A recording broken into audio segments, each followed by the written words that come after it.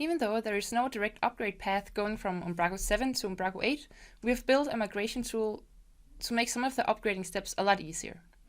My name is Sophie, and in the next few videos I will walk you through the process of migrating a very simple Umbraco 7 project to Umbraco 8.1. Please note that I will be using Umbraco Cloud and that the steps might be a bit different if you're working with Umbraco on-premise. Also, the following videos will not cover how to convert custom code and implementation to Umbraco 8.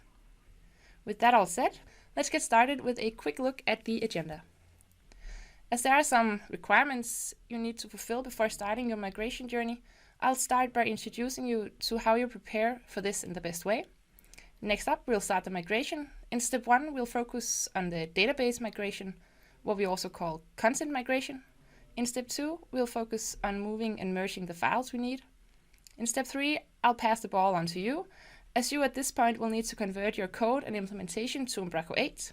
Don't worry, I'll show you exactly where you can find more information about what you'll need to look for. And if you're lucky, I might even show you an example. Finally, in step 4, we'll deploy our migration to Umbraco Cloud. That was a little info to get you started. Ready to migrate from Umbraco 7 to Umbraco 8? First up, I'll give you a list of prerequisites. See you there.